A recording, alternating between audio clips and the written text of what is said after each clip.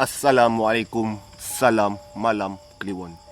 Seperti biasa, Santai Chill akan membawa anda merasai pengalaman misteri.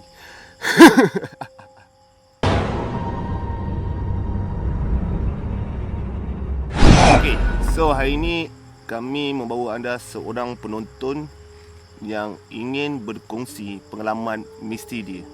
So, penonton pada hari ini menggelarkan diri dia sebagai Apek. Hari ini anda ingin berkongsikan pengalaman misteri.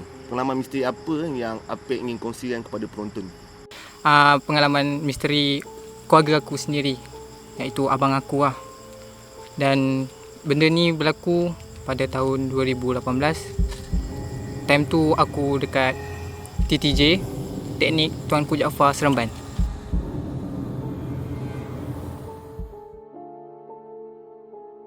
Aku time tu lepas maghrib, aku duduk sorang macam biasa. Dan telefon aku bunyi time tu. Dan adik aku bagi tahu aku yang abang aku ni dah kena rasuk. So aku dah macam, betul ke ni? Tanya kenapa adik aku kan. Cakap abang aku kenapa. So dia cerita lah, si abang aku ni dia kena rasuk sampai tengah malam juga lah. Lepas tu aku dah risau lah time tu.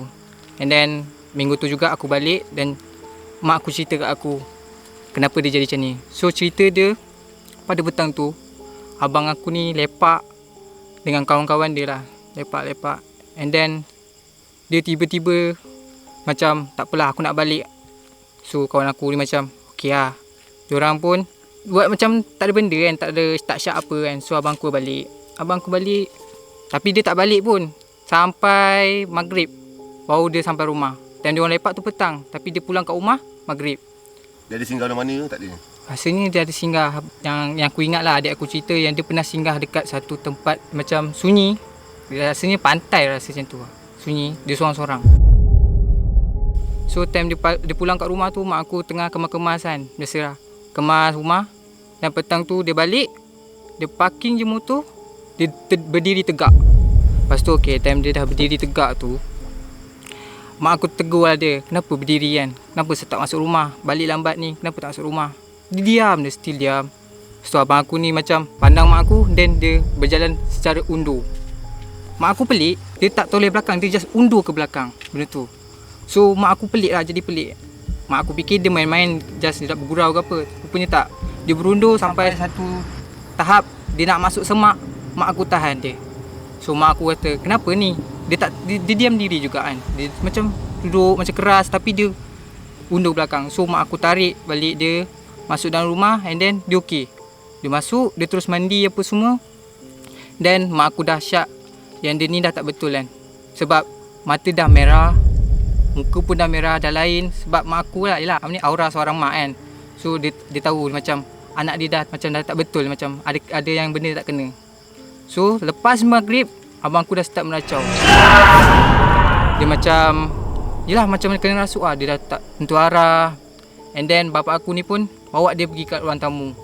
Lepas dia buat kat ruang tamu, dia dah mula agresif tau. Dia macam bersilat kat situ. So bapak aku ni macam azan lah, baca-bacakan surah Yasin. Dia still bersilat. Dan benda tu berlaku sampai lewat malam. Bapak aku tahan dia. Dia still bersilat, tak pernah berhenti. And then bapak aku ni sampai azan banyak kali, dalam pukul 2 pagi juga ah, baru dia reda. So dia dah reda tu, bapak aku tidur dengan dia. Dia dah tidur, mak aku pun teman lah dia. Mak aku teman.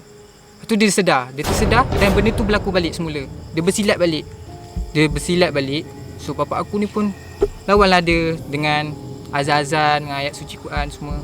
So benda tu sampai ke subuh. Lepas ke subuh, dia baru tidur lama lah. Dia dah tenang apa semua, dia baru tidur lama.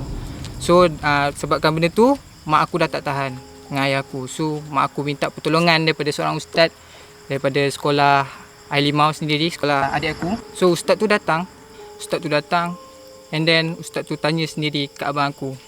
And then dia tanyalah, siapa nama kamu? Kenapa kau masuk dalam badan budak ni apa semua? Dan nama jin yang masuk kat badan abang aku adalah Ar-Rojak. Ar-Rojak. Bukan rojak buah ke apa, dia just Ar-Rojak. Maksudnya ustaz tu bertanya sendiri pada jin tu. Dia macam komunikasi lah. Berkomunikasi dengan abang aku yang Dan hantu tu sendiri bagi tu nama dia Ar-Rojak. nama dia Ar-Rojak. Pada penonton yang tahu hantu yang bernama Ar-Rojak tu hantu apa ataupun spesies apa. Aku first time juga. Selalu kita dengar hantu pocong, hantu raya. Ini Ar-Rojak. Wish, benda ni bagi aku agak baru yang aku rasa mungkin ada di kalangan penonton tahu kot Ar-Rojak tu ada hantu yang jenis macam mana. Okey. Seterusnya, okey, sambung sikit lagi. Okay, lepas tu dah tahu nama dia. And then ustaz tu tanya, tujuan kenapa kau masuk dalam badan abang aku ni kan. Dia cakap abang aku ni kesunyian. Dia sunyi. And then dia datang tempat aku. Lepas tu dia balik. Aku temanlah dia. Sebab dia dalam kesunyian, aku nak kawan dengan dia. Okey, maksud kau yang sunyi tu, sunyi yang dia tu dipinggirkan oleh kawan-kawan ataupun dia tu mengalami tekanan yang menyebabkan dia menyendiri. Okay, mak aku beritahu lah dia bergaduh dengan awek dia. So dia rasa kesunyian lah. And so dia pergi tempat macam tu. Ustaz aku ni pun tanya juga kan tujuan dia apa. Tujuan dia nak teman abang aku. And then dia pun nak kafirkan abang aku. Benda betul. Dia cakap dia nak kafirkan abang aku sebab dia sunyi. So ustaz yang mak aku minta tolong tu suruh keluar. Dia tak nak. Dan ustaz tu pun berlawan lah secara Islamik kan, dengan ayat-ayat suci. And then jin tu keluar, berjaya keluar. Dan abang aku dalam tenang macam tu. Lepas dia sedarkan diri tu, dia nangis lah. Dia nangis. Lepas tu dia jerit nama awek dia. Dalam lama jugalah dia jadi macam tu. Dia macam kecewa, tak tahu lah, dalam keadaan sedih. Hari demi hari abang aku pun okey. Lepas tu ustaz mak aku pun buka ayat suci. So dah tak ada gangguan lagi lah sejak tu dari tu. Maksudnya punca dia adalah daripada awal adalah disebabkan putus cinta yang menyebabkan dia menyendiri. And benda tu rasuk dia. Maksudnya senang cerita hantu tu ingin Teman dia. Push. Macam tu. Maksudnya kalau kita putus cinta pun hantu pun boleh suka lah. So maksudnya selepas pada kejadian tu dah tak ada apa-apa berlaku lah. Tak ada apa-apa. Abang kau, keluarga kau. Dia dah okey dah. Dia dah tak ada rasa sunyi. Dia lepak dengan kawan-kawan dia walaupun dah tak ada awek kan. So kepada penonton di rumah, Apek telah berkongsi kisah misteri bagaimana keluarganya sendiri mengalami gangguan mistik, di mana kalau anda rasa, kalau anda sunyi, banyak-banyakkanlah, orang kata senang cerita, ingat kepada Allah lah.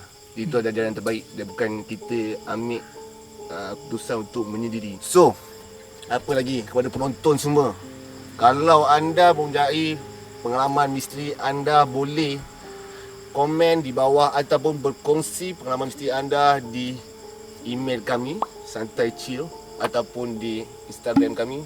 Dan kepada penonton yang ingin datang ataupun ingin berkongsi cerita seperti ini, kami hanya boleh cover cerita ini di sekitar Melaka sajalah. Di luar Melaka kami tak dapat untuk merakamkan. Kami minta maaf. So, sampai di sini saja. Bye-bye.